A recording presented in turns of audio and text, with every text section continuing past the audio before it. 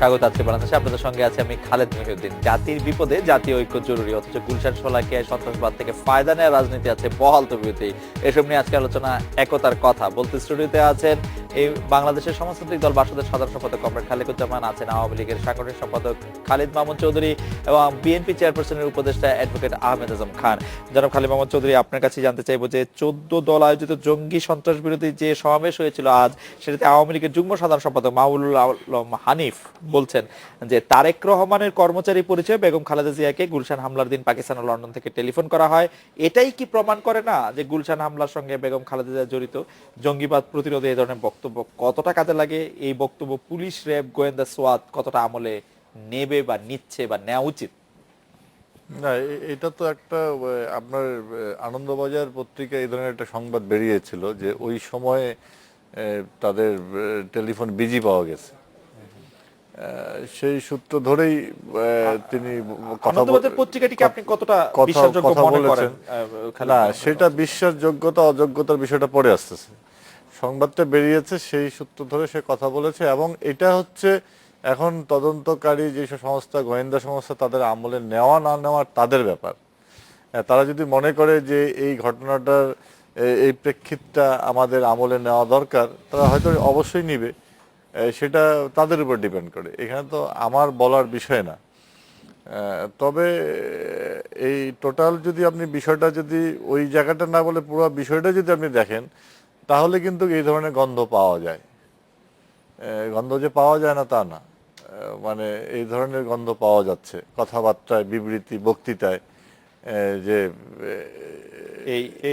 আপনি এই ধরনের গন্ধ পাচ্ছেন বলে আপনার কাছে মনে হয়? আমার কাছে প্রতীয়মান হচ্ছে। জনাব খালিদ মাহমুদ চৌধুরী, আমরা আবার আসছি আপনার কাছে। আমি একটু অ্যাডভোকেট আহমেদ আজম খানের কাছ থেকে জানতে চাইবো যে আজকে বিএনপির সিনিয়র নেতা, যিনি বিএনপির সর্বোচ্চ নীতি নির্ধারণ পরিষদের সদস্য বটে, তিনি বলছেন যে আসমো general Hannan Shah, brigadier general of general Hannan Shah, তিনি বলছেন যে বর্তমান সরকার যেটা ভাবছে যে কোট করছে ওনাকে, দিল্লির ছত্রছায়ায় চিরদিন তারা এদেশ শাসন করবে, সেটা সম্ভব নয়। ভারত সিকিমের মতো এদেশকে হজম করতে পারবেন না। অবশ্য বাংলাদেশটাকে রাজনৈতিকভাবে, অর্থনৈতিকভাবে, পররাষ্ট্রনীতির মাধ্যমে হজম করার একটা প্রক্রিয়া অলরেডি শুরু হয়েছে। এইটা বিএনপির বক্তব্য নাকি তার ব্যক্তিগত অবস্থান? এই বক্তব্য থেকে আমরা কি বার্তা নিব? আবার কি আমরা মানে ভারত বিরোধী যে একটা রাজনীতির যে কি চল ছিল, সেটি কি আবার শুরু হলো কিনা? আপনাকে অনেক অনেক ধন্যবাদ। সম্মানিত দর্শক, স্বাগতম। আমি এই বক্তব্যে একটু পরে আসছি। প্রথম কথাটাই আমি বলতে চাই যে আজকে বাংলাদেশের যে দুঃসময়, আমরা এই দুঃসময়কে উপলব্ধি যদি করতে পারতাম, তাহলে আজকে আমাদের সরকার এবং আমাদের সরকারি দলের নেতারা এই ধরনের লাগামহীন তামাশাজনিত বক্তব্য রাখতেন না। যে আজকে এই দুর্যোগের সময় যেখানে সমগ্র জাতিকে ঐক্যবদ্ধ হওয়ার ডাক দিয়েছেন দেশনেত্রী বেগম খালেদা জিয়া, একই সাথে সরকারের উচ্চ পর্যায় থেকে একই ধরনের ডাক দেয়াটাই বা ঐক্যের চেষ্টা করাটাই সর্বোচ্চ দেশপ্রেমের কাজ বলে সকলে মেনে নেবেন। কারণ এই ডাকটাকে একেবারে সকল শ্রেণী পেশার মানুষই স্বাগত জানিয়েছেন যে বেগম খালেদা জিয়া কিন্তু সময় আমি একটু জানতে চাইবো যে এই ডাকের পাশাপাশি তিনি সরকারকে পদত্যাগ করতে বলেছেন, মানে আমরা কোনটাকে শুনতে বলবো? শুনুন, যখনই এই ডাকটায় মানে সাইমultaneously, হ্যাঁ, যখনই ডাকটায় সরকার আসবেন, সাথে সাথে কিন্তু আরেকটা কথা বলেছেন যে সকল শ্রেণী পেশার মানুষ মিলে আমরা এই দুর্যোগটাকে মোকাবেলা করব। আর এই দুর্যোগটা মোকাবেলা করতে গিয়ে আমাদের অবশ্যই গণতান্ত্রিক হইতে হবে, কারণ এই দুর্যোগের মূল কারণ দেশের ভেতরে হতাশা। এই দুর্যোগের মূল কারণ একটি গণতান্ত্রিক দেশে অনির্বাচিত সরকারের কর্তৃত্ববাদিতা। আজম খান, আপনি আমার ধারণা যে আমি আপনাকে একটু আপনার বক্তব্য একটু ভেবে দেখতে বলবো যে এটা বললে এর দায় আবার আপনাদের উপর এসে পড়ে কিনা। না, কারণ আমরা প্রথম থেকে বলে আসছি যে গণতান্ত্রিক দেশে যখন গণতন্ত্র থাকে না, নির্বাচিত সরকারের দেশে যখন নির্বাচিত সরকার থাকে না, তখনই কিন্তু তৃতীয় শক্তি, সেই সমস্যা কি আন্তর্জাতিক না, তখনই কিন্তু তৃতীয় শক্তি এই সুযোগটা গ্রহণ করে। আজকে দেখেন, আমরা যেভাবে বলে আসছি সেই ভয় আজকে সেই আতঙ্ক, আজকে সেই দুর্যোগ বাংলাদেশে কিন্তু নেমে আসছে। সেই দুর্যোগ অতিক্রম করবার জন্য, সেই দুর্যোগ মোকাবেলা করবার জন্য যখন জাতীয় ঐক্যের প্রয়োজন, ঠিক সেই মুহূর্তে জাতিকে নিয়ে আওয়ামী লীগ নেতারা তামাশা করছেন। তারা বলছেন না, যে খালেদা জিয়াকে পাকিস্তান টেলিফোন করেছে, লন্ডন থেকে জাতির সাথে তামাশা করা, যারা গুলশান কাণ্ডটি ঘটিয়েছে, যারা শোলাকিয়া কাণ্ডটি ঘটিয়েছে, তারা আসলে গণতন্ত্রে বিশ্বাস করে এরকম কোন প্রমাণ তারা তাদের কথায় বলে নাই, বরং তারা গণতন্ত্রকে অবিশ্বাস করে, সেটি সগর্বে বলেছে। আপনারা কেন বলছেন যে গণতন্ত্র আসলে এটি থাকবে না? এই জন্যই বলছি যে যখন একটা দেশে গণতন্ত্র থাকে তখন একটা জাতি সংঘবদ্ধ থাকে, এবং যখন রাজনৈতিক ঐক্যমত্য থাকে তখন এই ধরনের অশুভ চক্র খালি গণতন্ত্র নেই বলেই কি আপনারা মানে একতাবদ্ধ থাকবেন না? না না, জাতি তো এখন বিভাজিত, জাতি তো বিভাজিত। আচ্ছা, আমি আবার একটু সেই কথাটাই আমি আসছি যে আজকে হান্নান সাহেব যে কথাটা বলেছেন, গতকালকেও কিন্তু পঙ্কজ শরণ বলেছেন যে 5 জানুয়ারির নির্বাচনটা বাংলাদেশের সাংবিধানিক প্রয়োজনেই হতে হয়েছে। অর্থাৎ তাদের বক্তব্য তখনও কিন্তু আমরা বলেছি যে ভারত জোর করে বাংলাদেশের সরকারকে টিকিয়ে রাখবার জন্যই ওই নির্বাচনটা করিয়েছিল। গতকালকে পঙ্কজ শরণের কথাই কিন্তু সেটাই প্রতিধ্বনিত হয়েছে। এবং একটা জিনিস আপনি মনে রাখবেন যে বাংলাদেশে আজকের যে সংকটটা, এই সংকটকে যদি আমি আবার রাজনৈতিক দিয়ে উড়িয়ে দিতে চান, সেটা কিন্তু মারাত্মক ভুল হবে। শুধু আমি এটা জানতে চাইবো যে বিজেপি ভারতীয় কেন্দ্রীয় ক্ষমতা আসার পরে বিএনপি অফিসে মিষ্টি বিতরণ কি কারণে হয়েছিল, সেটি কি এখন আপনি বলবেন? না, শুনেন, কিছু কিছু তাৎক্ষণিক বিষয় থাকে, যেমন ওই সময়ে যে কংগ্রেস সরকারের এবং দাবি করা হয়েছিল অমিত শাহ ফোন করেছিল বিএনপি চেয়ারপারসন। শুনুন, যখন কংগ্রেস সরকারের প্রত্যক্ষ মদদে পঙ্কজ শরণ, সুজাতা সিং এদের প্রত্যক্ষ মদদে যখন নির্বাচনটা হয়ে গেল, স্বাভাবিক ওই সরকারের পরাজয়ের পরে এটা একটা নেগেটিভ, একটা স্বাভাবিক একটা স্বস্তি, আর কিছু। কিন্তু বিজেপি কংগ্রেস সবাই আসলে আওয়ামী লীগেরই সাপোর্ট করে আসলে, বিজেপি বা কংগ্রেস যাই থাকুক না না, মানে ভারত আওয়ামী লীগকে সাপোর্ট করে না না। এখন যেটা ভারত করছে, আপনি যেটা বলতে চান, এখন ভারত দেখছে যে সরকারের এমন নতজানু নীতি যে আমরা চাইতে দেরি করতে পারি, সরকার দিতে দেরি করে না। সেই সরকারের সাথে তো বিজেপি আর কংগ্রেসের পার্থক্য নেই। কিন্তু আমরা স্বাধীন গণতান্ত্রিক বাংলাদেশে দেখতে চাই দেশপ্রেমিক গণতান্ত্রিক নির্বাচিত সরকার, যার অনুপস্থিতির কারণেই আজকের এই মহাদুর্যোগের সময় তাদের তামাশার বক্তব্য জাতিকে স্তম্ভিত করেছে। কমরেড খালিকুজ্জামান, আপনার কাছে জানতে চাইবো যে আপনি আসলে এটি মনে করছেন কিনা, যেটি জনাব খালিদ মাহমুদ চৌধুরী বলছেন যে কিছু লক্ষণ আসলে দেখা যাচ্ছে যে এর মধ্যে বিএনপি জড়িত থাকার বা জামায়াতের জড়িত থাকার, আর অ্যাডভোকেট যেটি বলছেন যে আপনারা আসলে সমস্যার গুরুত্ব অনুধাবন না করে কিছু তামাশা করছে জাতির সঙ্গে। আর আমাদের প্রশ্ন হচ্ছে যে এখন জঙ্গিবাদ বিষয়ে বিশেষজ্ঞ সহায়তা দিতে রাজি যুক্তরাষ্ট্র, সরকারকেও কিছুটা রাজি মনে হচ্ছে। আপনারা কিভাবে দেখছেন যেই নিশা দেশাইকে আসলে সরকার প্রধান দেখাই দেননি এর আগের বার সফরে, অনেক আমরা শুনেছি অনেক কষ্ট করে তিনি দেখা পাননি, আজ তিনি অনেকই গুরুত্ব পাচ্ছেন, কিভাবে দেখছেন আপনি? ঘটনাটা যত ভয়াবহ, গুরুত্বটা ওনারা বিশেষ করে দুজন কথা বলছেন দুই দলের, এবং এরা দেশ শাসন করেছেন বিভিন্ন পালাক্রমে, করছেন আসলে, এবং এখনো তারা ক্ষমতায় আছেন, কিন্তু তাদের কাছে যে গুরুত্ব দেশবাসী যেটা আশা করেছিল সেইভাবে বা এই বিষয়ের গভীরে বা তার যে মূলে সেটা যাওয়ার জন্য যে নিষ্ঠা বা যে ধরনের মনোযোগ, সেটা কিন্তু এখানে দেখা যায়নি। ফলে এখানে স্বাভাবিকভাবেই যে পরস্পরের সম্বন্ধে যে দোষারোপের কথা বলে বা ব্লেম গেমের কথা বলে ইত্যাদি যেটা আসছে, এই মুহূর্তে এটার একটা যেহেতু মানে আমরা দেখলাম যে প্রথম ব্লগার বা মুক্ত চিন্তার মানুষের কিছু লোককে হত্যা শুরু হলো, প্রকাশক খুন হলো, তারপর সংখ্যালঘু সম্প্রদায়ের লোক খুন হতে শুরু করলো, ধর্মযাজক, বিদেশি নাগরিক, পীর, মুয়াজ্জিন, বিশ্ববিদ্যালয় কলেজের শিক্ষক ইত্যাদি হয়ে হয়ে এখন এটা একটা ধাপে ধাপে আস্তে আস্তে গুলশান এবং শোলাকিয়া এসে গোটা জাতিকে স্তম্ভিত করেছে বা এটা একটা ব্যাপক নাড়া দিয়েছে। এখন এই ক্ষেত্রে এসে সেখানে শুধুমাত্র একটা মন্তব্য করলে বা একে অপর উপরে দোষারোপ করলে বা কিছু সাধারণ কথাবার্তা বললে এটা দিয়ে আসলে এই সমস্যার গভীরেও যাওয়া যাবে না, এবং সেটা জনসাধারণের মধ্যে কিন্তু যে রাজনীতিতে তো হবে, ভয় ভীতি, কিন্তু রাজনীতিতে তো হবে। সেটা তো অপরাজনীতি, সেটা রাজনীতি না, হয় না। সেটা কারণ- আপনি অপরাজনীতি না, বলছেন, আমি সেই আমি বলার রাজনীতি তো জন্য না, সফল, ওনারাও সেটাই তো সেটা সফল, বলবেন। সেই রাজনীতি তো সফল। না, সফলতার ফলাফল আপনারা কি ব্যর্থ। হয় সেটা ঠিক আছে, আমাদের কথা আলাদা, কিন্তু কিন্তু সফলতার ওনার এই পরিণামে রাজনীতি তো সফল। জনসাধারণকে সম্পূর্ণ ব্যর্থতার মুখে ঠেলে দিয়ে মানে অন্যরা যদি সফল হয় সেটা তো জনগণের জনসাধারণকে রাজনীতি হয় না। সম্পূর্ণরূপে ব্যর্থের মুখে ছেলে দিচ্ছেন, সেটি তো হচ্ছে আপনি এইটা- বলছেন, কিন্তু কাগজ কলমে তো তা বলছেন না। 71 সাল থেকে আমরা তো আসলে অনেকখানি পথে না, এটা গিয়েছি। ওনারাও স্বীকার করবেন, হয়তো এখানে বলবেন কিনা সে ভিন্ন কথা, কিন্তু ওনারা এটা বুঝতে পারেন না তা তো না, কারণ এর ভয়াবহতা কি কি মাত্রায়। এখন এর যেটা আন্তর্জাতিক প্রেক্ষিত এবং একটা জাতীয় প্রেক্ষিত আছে। তাহলে যেটা আপনি বললেন যে এখন এই নিশা দেশাই এখানে আসছেন, এখন আপনি কিছুদিন আগেই ইংল্যান্ডে ওই যে তার যে তদন্ত কমিশন, হ্যাঁ হ্যাঁ, চিরকট চিরকট কমিশন সেটা বলছে যে এখানে এই যুদ্ধাপরাধ করেছে যুদ্ধ অপরাধের দায়ী ব্লেয়ার। এটা ব্লেয়ার, এবং এরা সেটা যে অন্যায়ভাবে যুদ্ধটা চাপিয়ে দিয়েছে। তাহলে এখন এত 13 বছর পরে কেন করলেন সেটা একটা প্রশ্ন। তারপরেও করেছেন, তার মানে বুশ এবং ব্লেয়ার যুদ্ধ অপরাধী হিসাবে চিহ্নিত হয়েছে দুনিয়ার সামনে।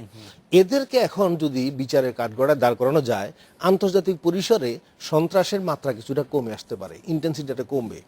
যেই সময় বুশ ব্লেয়ারকে এখন এই আন্তর্জাতিক কাঠগড়ায় দাঁড় করানোর কথা যুদ্ধ অপরাধী হিসাবে, সেই সময় নিশা দেশাই যখন এখানে আসছিলেন তখন প্রথম বলা উচিত ছিল যে যেহেতু ইংল্যান্ডের আপনারাই যারা যুদ্ধে অংশ নিয়েছিলেন তারাই এখন বলছেন যে আপনারা অন্যায় যুদ্ধ করেছেন, এবং ওই তদন্ত কমিটি বলছে 1,70,000 নিরপরাধ লোক হত্যা করেছেন, বাস্তবে এটা 10 লাখের উপরে, ফলে গণহত্যা করেছেন, অন্যায় বা একটা দেশের সার্বভৌমত্ব ধ্বংস করেছেন, সেই দেশের সম্পদ লুট করেছেন, এবং পরবর্তীকালে এই সমস্ত সন্ত্রাসী গোষ্ঠী জন্ম দিয়েছেন, এবং সেটা সারা পৃথিবীব্যাপী অশান্তি ছড়িয়েছেন।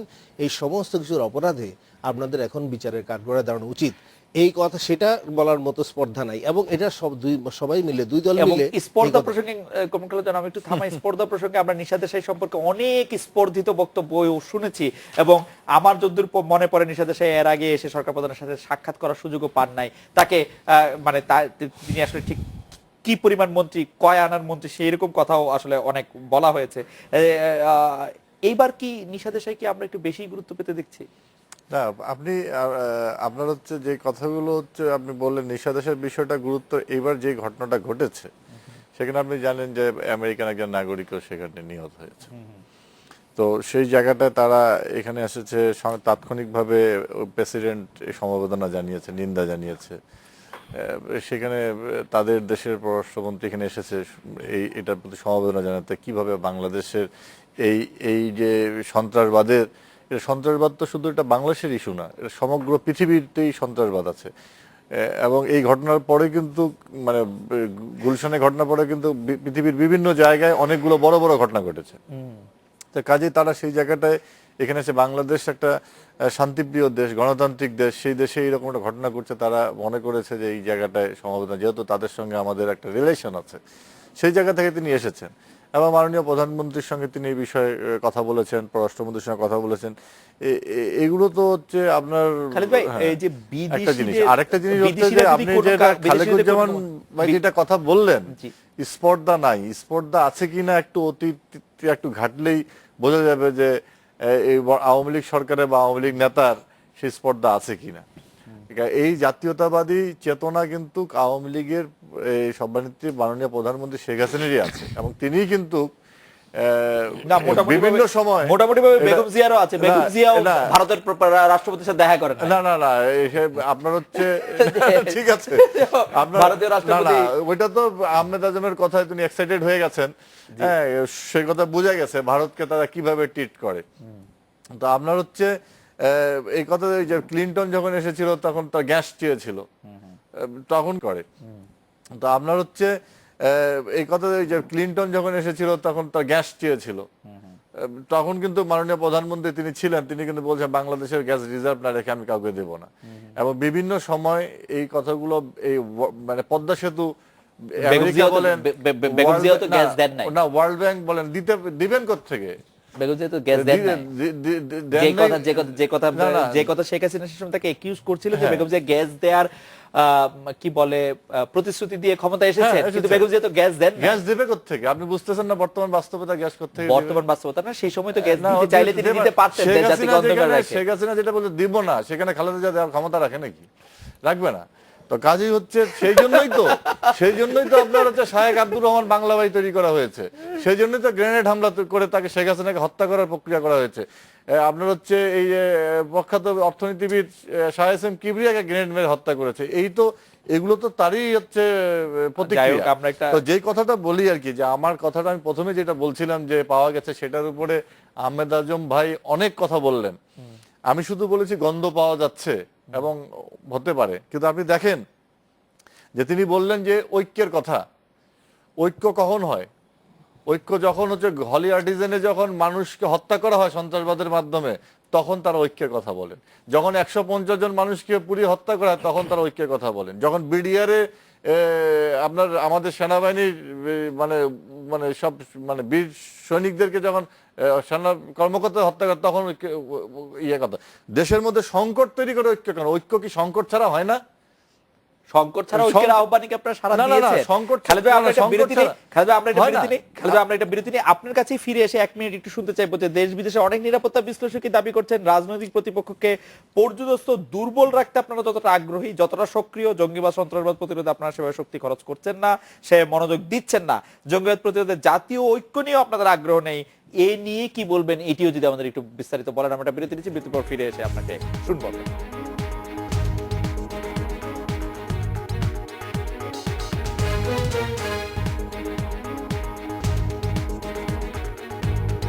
ফিরে এলাম আজকের বাংলাদেশে। জনাব খালিদ মাহমুদ চৌধুরী, আপনারা জঙ্গিবাদ সন্ত্রাসবাদ প্রতিরোধে আপনাদের শক্তি সেভাবে খরচ করেন না এবং জাতীয় ঐক্য নিয়েও আপনাদের আগ্রহ নাই, এই অভিযোগটি সত্য কিনা?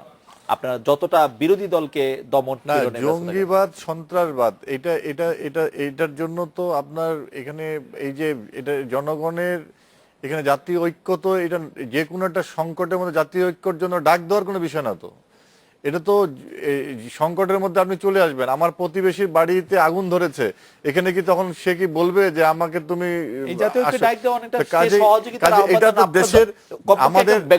ধন্যবাদ দেন চৌধুরী? তিনি কি বলেছেন? তিনি বলেছেন যে এই ধরনের ঘটনা আরো ঘটবে যতক্ষণ পর্যন্ত তিনি ক্ষমতায় যাবেন না।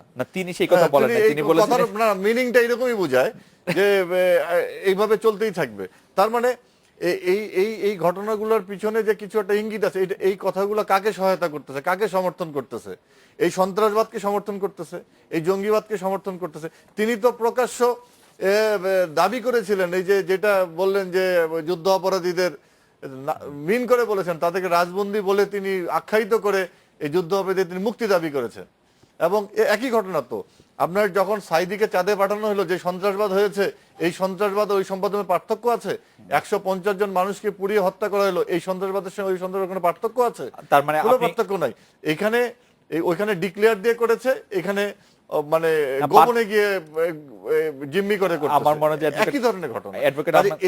এই যে আপনার সন্ত্রাসবাদ জঙ্গিবাদের বিরুদ্ধে এটা আমাদের সমগ্র বাংলাদেশের মানুষ ঐক্যবদ্ধ। এখানে সংখ্যাগরিষ্ঠ মানুষ এটার ব্যাপারে ঐক্যবদ্ধ আছে। সংখ্যালঘু কিছু মানুষ ওই জঙ্গিবাদ সন্ত্রাসবাদকে বিভিন্ন ভাবে আপনার উস্কানি দিচ্ছে এবং তাদেরকে দিচ্ছে নিজস্ব রাজনৈতিক স্বার্থ হাসিল করার জন্য। সেই জায়গাটা বেগম খালেদা জিয়া আছেন। অ্যাডভোকেট আহমেদ আজম খান, আমরা আপনার কাছে জানতে চাইবো যে আপনি যে বক্তব্য দিচ্ছিলেন আসলে, যে দেশে যদি একটি গণতান্ত্রিক পরিবেশ আসে তাহলে আর সেগুলি থাকবে না, এই বক্তব্যের প্রেক্ষিতে আপনি কি আর কিছু যুক্তি দিতে পারেন যে এটা আসলে কিভাবে সম্ভব? কিভাবে ধরেন যদি বাংলাদেশে একটি গণতন্ত্র চলে আসে তাহলে এটি আর থাকবে না, এবং কিভাবে সবাই একতাবদ্ধ হবে? যেটি জনাব খালেদ মাহমুদ চৌধুরী বলছেন একতাবদ্ধতা এখনই সবার হওয়া উচিত। আমি ওখানে আসছি। দেখুন, খালেদ মাহমুদ চৌধুরী বলেছেন যে রাজবন্দির মুক্তি হিসেবে দাবি করেছেন যুদ্ধাপরাধীদের। যেদিন তাদেরকে গ্রেপ্তার করা হয়েছিল, আলী হাসান মোহাম্মদ মুজাহিদ, মতিউর রহমান নিজামী এবং আরো অন্য যারা যুদ্ধাপরাধী হিসেবে যাদেরকে শাস্তি দেওয়া হয়েছে, প্রথমে যখন তাদেরকে গ্রেপ্তার করা হয়েছিল তখন রাজনৈতিক মামলায় গ্রেপ্তার করা হয়েছিল, পরে তাদেরকে যুদ্ধাপরাধী হিসেবে গ্রেপ্তার দেখানো হয়েছে। রাজনৈতিক মামলায় গ্রেপ্তার দেখানো করা হয়েছিল বলেই তাদের মুক্তি দাবি করা হয়েছিল।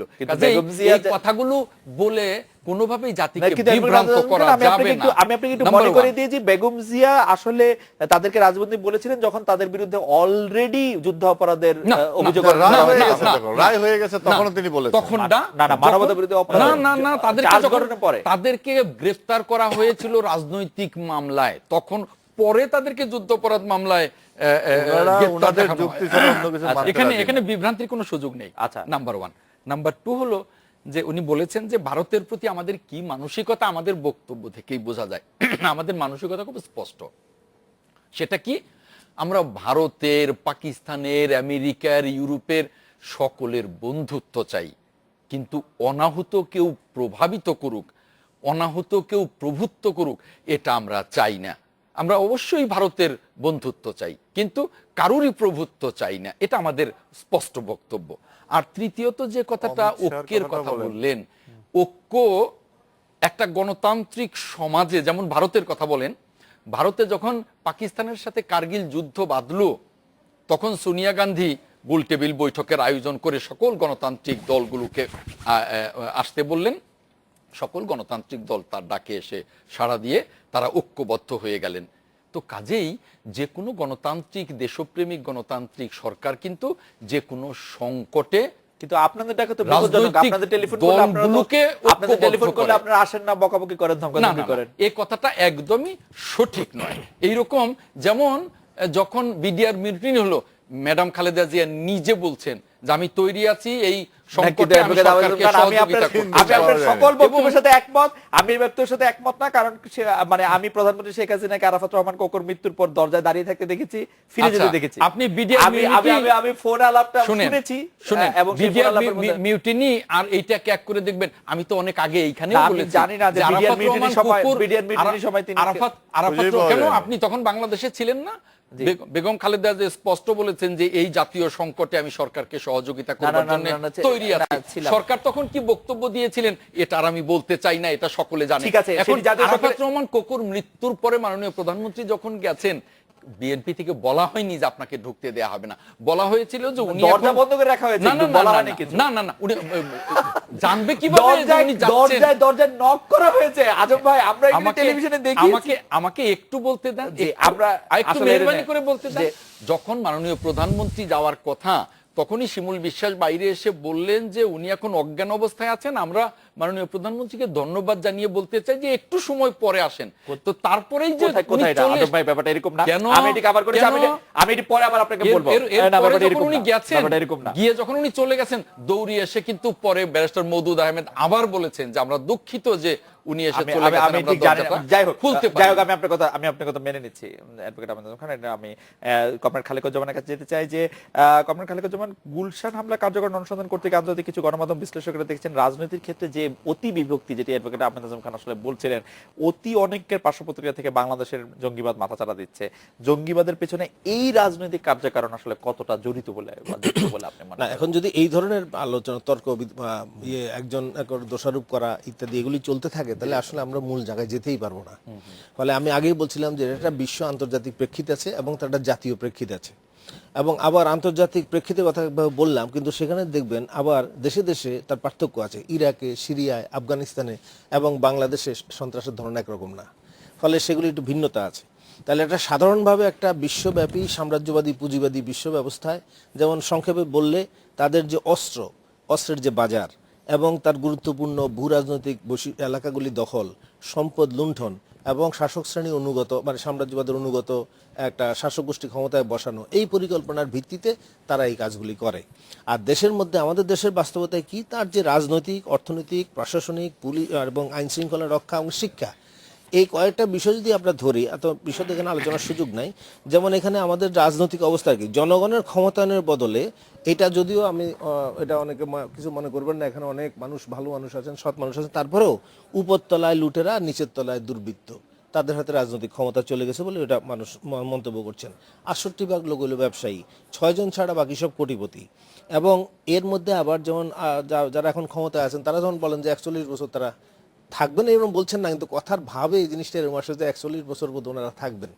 তো এখন কিভাবে থাকবেন, সে ভোটার ছাড়া ভোট হয়ে যদি যায়, এবং সেখানে একটা অন্যদেরও আর আসার কোনো সুযোগ নাই, এইসব বিষয়গুলি। এবং অর্থনৈতিক ক্ষেত্রে কিন্তু এই বিষয়গুলি কি জঙ্গিবাদ উত্থানে কোনো ভূমিকা না, রাখছে? সেটা বলছি একটা বিষয় না। যেমন অর্থনৈতিক ক্ষেত্রে উন্নয়নের সাথে পাল্লা দিয়ে একটা বৈষম্য, সেটা এবং দুর্নীতি চলছে। দুর্নীতি, বৈষম্য। যেমন অর্থমন্ত্রী বলছেন সাগর চুরি হচ্ছে, সাগর চুরি হচ্ছে, এটা এবং পার্লামেন্টে বলেছে। এবং সে পার্লামেন্টে বলছেন, এবং কি পরিমাণ টাকা বিদেশে লুট হয়ে পাচার হয়ে যাচ্ছে, কি পরিমাণ ব্যাংক জায়গা ইত্যাদিগুলি আর সবাই জানে, এটা বলার দরকার নেই। প্রশাসনে মেধার বদলে আনুগত্য গুরুত্ব পাচ্ছে, ফলে শাসকদের জন্য কার্যকর কি লুট হয়ে পাচার হয়ে যাচ্ছে, কি পরিমাণ ব্যাংক জায়গা ইত্যাদিগুলি আর সবাই জানে, এটা বলার দরকার নেই। প্রশাসনে মেধার বদলে আনুগত্য গুরুত্ব পাচ্ছে, ফলে শাসকদের জন্য কার্যকর কি প্রশাসন, নাকি গণতন্ত্র চর্চার জন্য কোনটা কার্যকর?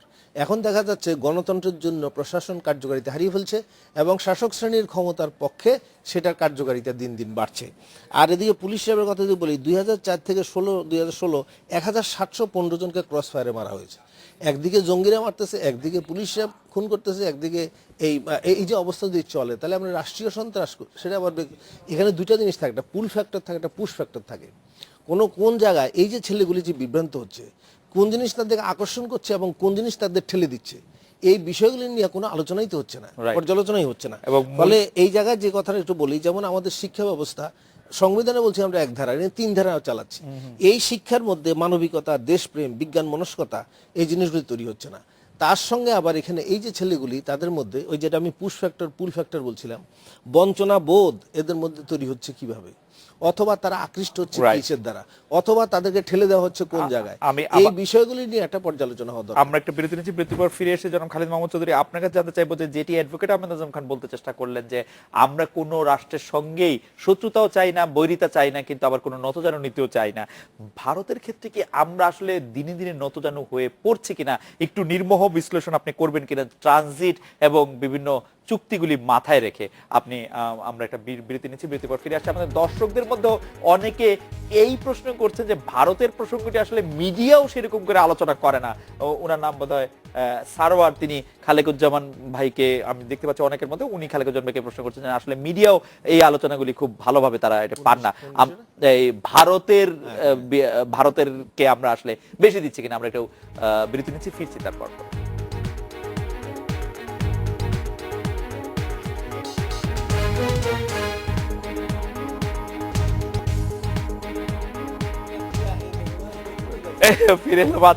ফিরে এলাম আজকের বাংলাদেশে।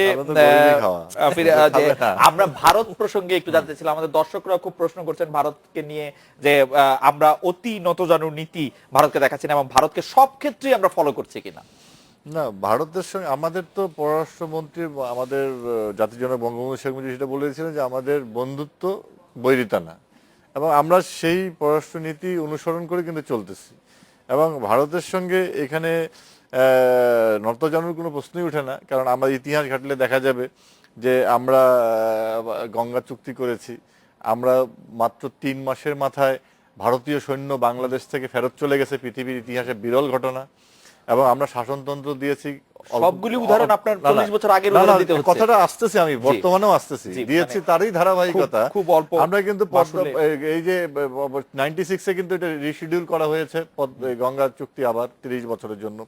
এবং আপনি দেখেন যে ভারত হচ্ছে আমাদের প্রতিবেশী, আপনি ইউরোপিয়ান ইউনিয়ন সব এক জায়গায়, তাদের টোটাল কারেন্সি থেকে আরম্ভ করে তাদের যে নাগরিকত্ব, ব্যবসা বাণিজ্য, যে এতগুলো দেশ, প্রায় 26টা দেশ, তারা একটি বাউন্ডারির মধ্যে চলে এসেছে। এই সেই জায়গাটায় আমাদের রিলেশনটা যদি সেই জায়গায় যায়, আমাদের স্বাধীনতা সার্বভৌমত্ব রক্ষা করে, আমাদের দেশের যে জাতীয়তা বিষয়টাকে যে রক্ষা করে যদি আমরা যে করতে পারি বন্ধুত্বের সেই সম্পর্ক, তাহলে অসুবিধাটা কোথায়? অসুবিধাটার কোনো কারণ নেই। আমরা তো যে ভারতের সঙ্গে যে আমাদের যদি এই যে আমাদের যে বিষয়গুলো আছে, এগুলো তো আমাদের মানে দুই পক্ষই এখানে লাভবান। আমার মনে হয় যে সাউথ এশিয়ার যে সম্পর্কের কথা বলছেন সেটা দুই পক্ষের। খালিদ ভাই, আমরা এই প্রসঙ্গে একটু আমি একটু শেষ করে নিই। কোথায় কোথায় ভারত বিরোধী একটা তোলা হয় যে আওয়ামী লীগ ভারত, আওয়ামী লীগই কিন্তু সবসময় এই দেশের স্বার্থ সংরক্ষণ করেছে। আমরা কিন্তু বাংলাদেশের ক্রাইসিসে কখনো অমিত শাহকে ফোন করি নাই যে আমি কিন্তু বন্দি অবস্থায় আছি, আমাকে উদ্ধার করো। এই ধরনের ফোন কিন্তু আওয়ামী লীগ কখনো করে না। যারা করে তারাই কিন্তু আবার পরবর্তীতে একটু এদিক ওদিক হয়ে গেলে আবার উল্টাটা করে। এই ডবল স্ট্যান্ডার্ড রাজনীতি আমরা করি না। অ্যাডভোকেট আহমেদ আজম খান, আপনি 1 মিনিট একটু বলবেন কিনা যে এই পর্বে যে আপনি ভারত বিরোধী যে রাজনীতির কথা মুখে বলা হয় সেটা শুধু রাজনৈতিক কারণেই ব্যবহার করে বিএনপি? দেখুন, এই যে কথাগুলো আলোচনা হলো, আমরা কিন্তু জানি যে যদি ভারত মুখিতা বা ভারতের প্রতি নতজানু নীতি আওয়ামী লীগ সরকারের না থাকতো বা এখনো না থাকে, তাহলে কংগ্রেস সরকারের সচিব এবং বিভিন্ন কর্মকর্তারা এসে এই 5 জানুয়ারির নির্বাচনটা কিন্তু ওভাবে করে দিত না। আপনি দেখেন 96-এ উনি বললেন যে 30 বছরে আবারও গঙ্গা চুক্তি হয়েছে। আমরা গঙ্গায় কি পানি পাই? গঙ্গার উজানে যে 300 নদী কেটে ভারত সকল পানি নিয়ে গেছে, তার কোনো বিএনপি 10 বছরের সময় আমরা কি পানি পেয়েছি? বিএনপি 10 বছরের সময় আমরা কি পানি পেয়েছি? না, সে তিস্তা চুক্তির ব্যাপারে কি এখনো এই সরকার গা লাগাচ্ছে? আমরা ভারতের কাছ থেকে উনি যে বললেন আওয়ামী লীগ 21 বছর ক্ষমতা ছিল, আমরা কি পানি পেয়েছি? না, উনি যে বললেন যে আমরা ইউরোপীয় ইউনিয়নের আদলে কি যেতে পারি না, এই কথাটাই তো একটা নতজানু চুক্তি। ইউরোপীয় ইউনিয়নের আদলে তখনই যেতে পারি ইউরোপীয় ইউনিয়নের 26টি দেশ, সকল দেশ সমানভাবে তাদের স্বাধীনতা ভোগ করে। আমরা এখানে কি সমানভাবে আমাদের অধিকারগুলো ভোগ করি? উজানের পানিগুলো কি আমরা সমানভাবে পাই? মানে আপনি বলতে যে এই দেশগুলির মধ্যে কোনো আন্তর্দেশীয় গন্ডগোল নাই? যাই হোক, কোনোভাবেই নাই। এখন ওই যে আপনি আগে একটা প্রশ্ন করেছিলেন যে গণতান্ত্রিক দেশ হলেই কি জঙ্গিবাদের বিস্তার ঘটবে না? না, আপনি দেখুন ভারত, আপনি গণতান্ত্রিক দেশগুলোর মধ্যে দেখুন, সেখানে যে সামাজিক একটা ঐক্য থাকে, রাজনৈতিক একটা ঐক্য থাকে, বিভিন্ন ভারতে বা ইংল্যান্ডে বা বেলজিয়ামে বা ফ্রান্সে যে ঘটনাগুলো, ইন্দোনেশিয়া যে ঘটনাগুলো ঘটছে, সেই ঘটনাগুলো আর বাংলাদেশের ঘটনাগুলো কিন্তু এক নয়। সেই ঘটনাগুলো কিন্তু বিচ্ছিন্ন, আর বাংলাদেশে কিন্তু ধারাবাহিক ভাবে ঘটছে, যেটার জন্য সারা জাতি আতঙ্কিত এবং আমরা চিন্তিত, উদ্বিগ্ন। আমরা সরকারকে বলার পরে কমরেড খালেকুজ্জামান, আপনার কাছে আসলে এই ভারত আপনার কাছে একদম পরিসংখ্যান দিয়ে এই বিশ্লেষণ আপনার কাছে জানতে চাইছেন যে আমাদের কূটনৈতিক পরিস্থিতিটা আসলে অনেকটাই ভারতের সাথে অসম কিনা, নতজানু কিনা, বিষম কিনা, আমাদের জন্য কোনো উপযোগী কিনা। আমরা একটা বিরতি নিচ্ছি, বিরতির ফিরে আসছি আপনার কাছে একটু খুব সংক্ষেপে আমরা একটু জেনে নেব।